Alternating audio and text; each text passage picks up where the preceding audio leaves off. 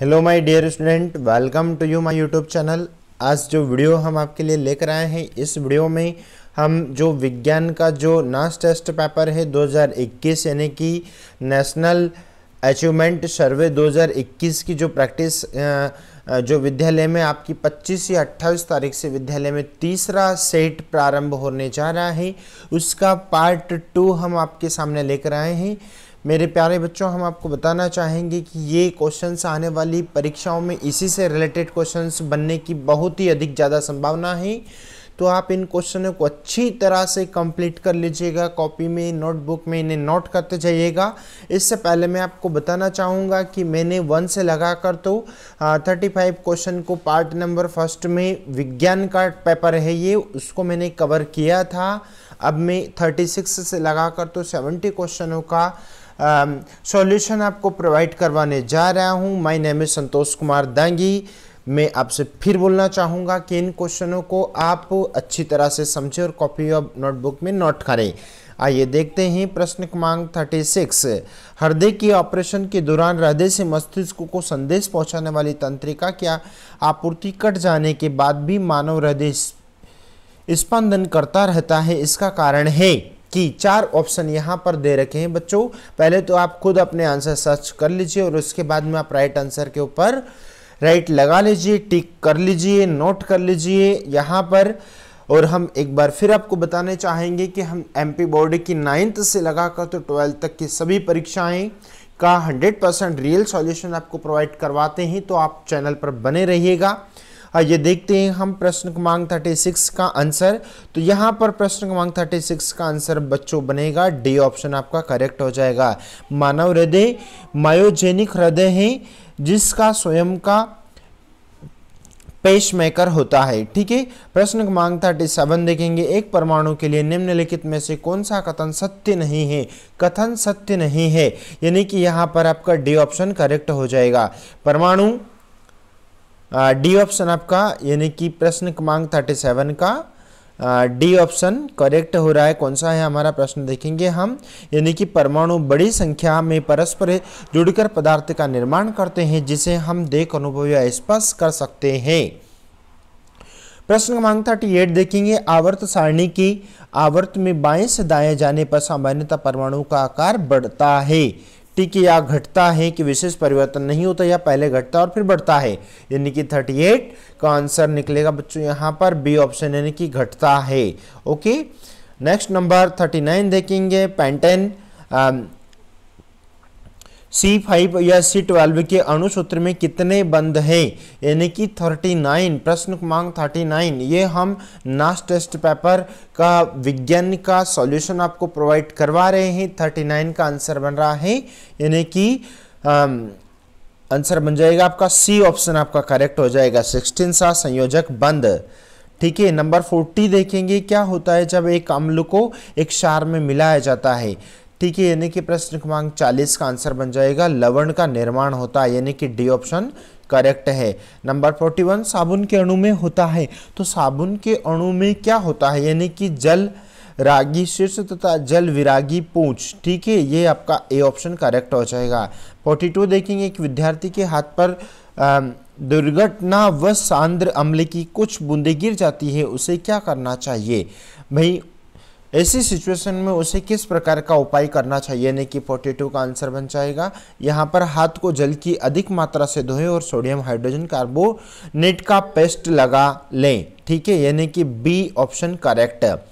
Number 43 देखेंगे। निम्नलिखित में नाइट्रोजन किन जैव अणुओं में पाया जाता है? नाइट्रोजन यानी कि किन जैव अणुओं में पाया जाता है? यानी कि नाइट्रोजन जो होता है वो उपरोक्त सभी में पाया जाता है, यानी कि प्रोटीन में भी होता है, डीएनए में भी होता है, या आरएनए में भी पाया जाता है। 44 देखेंगे। इंसुलिन मानव शरीर में किस अंग द्वारा स्रावित होता है? यानी कि आंत्र से, या जठर रस से, या यकृत से, या अग्नाशय से। ठीक है, यानी कि 44 प्रश्न क्रमांक तो आंसर बन जाएगा आपका अग्नाशय से। ठीक है, डी ऑप्शन। 45 देखेंगे। निम्न यौगी का IUPAC नाम लिखिए।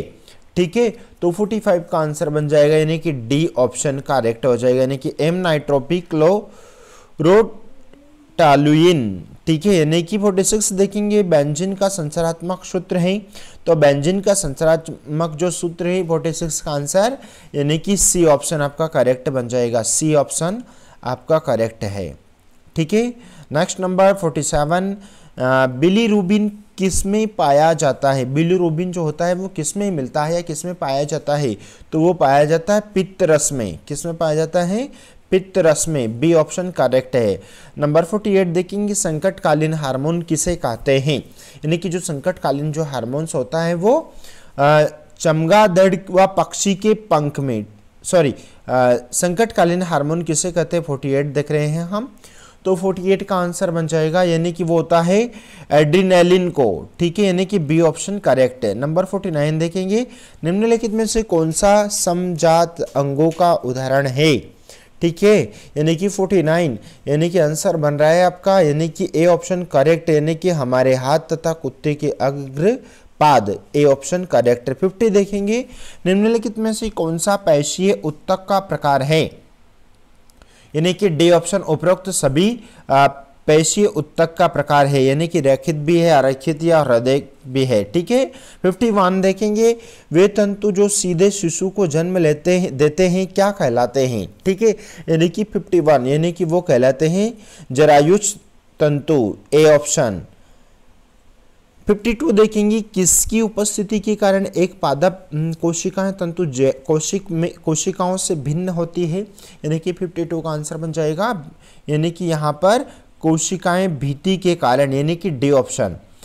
नंबर 53 देखेंगे किसी चालक तार को खींचकर दोगुना लंबा कर दिया जाता है तो चालक का प्रतिरोध हो जाएगा, यानी कि चालक का प्रतिरोध कितना हो जाएगा? यानी कि उसका 4 गुना ज़्यादा हो जाएगा, यानी कि बी ऑप्शन करेक्ट है।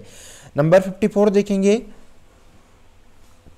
अपरिवर्तन की घटना में यदि आपतन कोण अपवर्तन कोण से बड़ा है तो संभवतः प्रकाश किरण प्रवेश कर रही है, तो जल की से प्रकाश या कांच से वायु, कांच से जल या वायु से निर्वात, यानी कि 54 का आंसर बन जाएगा यानी कि ए ऑप्शन जल से कांच, जल से कांच। नंबर 55 देखेंगे क्रिया एवं प्रतिक्रिया बल कार्य करते हैं, क्रिया एवं प्रतिक्रिया बल कार्य करते हैं, यानी कि 55 का आंसर बन जाएगा सी, यानी कि अलग अलग वस्तुओं पर विपरीत दिशा में, सी ऑप्शन करेक्ट है। नंबर 56 एक छात्र घर से स्कूल के लिए निकलता है जो कि घर से 3 किलोमीटर दूर है, स्कूल समाप्त होने पर घर वापस लौट आता है, छात्र का विस्थापन होगा, यानी कि 56 का यानी कि सी ऑप्शन, यानी कि 0 किलोमीटर से, सी ऑप्शन करेक्ट।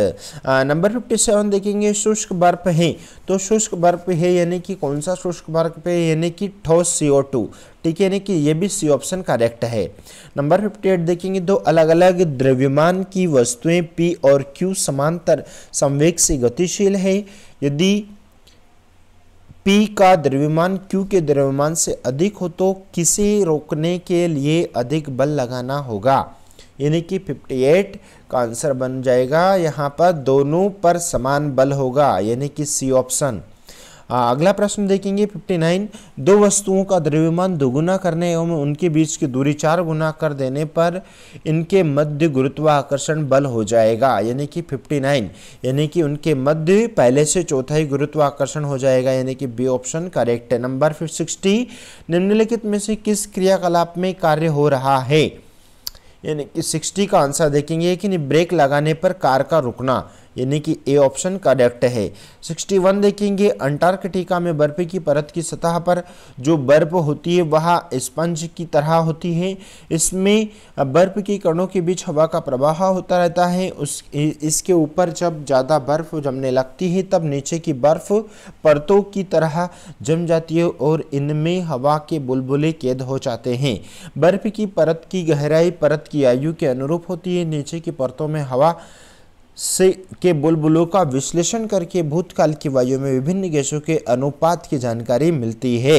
यह विश्लेषण बिल्कुल सही है। इसके लिए इनमें से कौन सी चीज पर तापमान का प्रभाव नहीं पड़ना चाहिए? यानी कि यहाँ पर जो 61 का राइट आंसर बन जाएगा यानी कि सी ऑप्शन, यानी कि गैस का संगठन, सी ऑप्शन। नंबर 62 देखेंगे, यूनिट विद्युत ऊर्जा व्यय होती है, यानी कि जो 1 यूनिट विद्युत ऊर्जा व्यय जो होती है वो यहाँ पर भी 4 ऑप्शन दे रखे हैं 62 के, यानी कि यहाँ पर बी ऑप्शन, यानी कि 100 वाट शक्ति वाले यंत्र को 100 घंटे चलाने पर, यानी कि बी ऑप्शन करेक्ट है। नंबर 63 देखेंगे, निम्नलिखित में सरल रेखीय गति का उदाहरण है, यानी कि यहाँ पर 63 का आंसर यदि आंसर निकालेंगे तो वो होता है गुरुत्व के अधीन नीचे गिरती गेंद की गति, यानी कि ए ऑप्शन करेक्ट है। नंबर 64 देखेंगे, दो तंत्रिकाओं कोशिकाओं का संगम स्थल क्या कहलाता है, यानी कि 64, यानी कि उसका संगम स्थल जो कहलाता है वो कहलाता है सिनेप्स, यानी कि ए ऑप्शन राइट हो जाएगा। 65 देखेंगे, निम्नलिखित में से मानव नेत्र के भाग कौन से हैं, जो मानव नेत्र का जो भाग है वह किसे कहा गया है, यानी कि वो उपरोक्त, वो कार्निया में भी होता है, लेंस में भी और रेटिना में भी होता है, यानी कि उपरोक्त सभी। 66 देखेंगे, प्रश्न क्रमांक 66, प्रश्न क्रमांक 66 है कि यहाँ पर 66 एवं 67 के उत्तर निम्नलिखित जानकारी के आधार पर दें।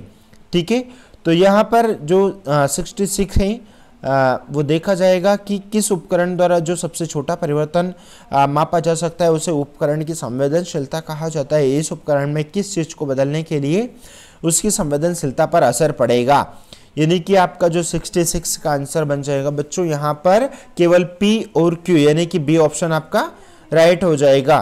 प्रश्न क्रमांक 66 देखेंगे, प्रश्न क्रमांक 66 जो है वो प्रश्न क्रमांक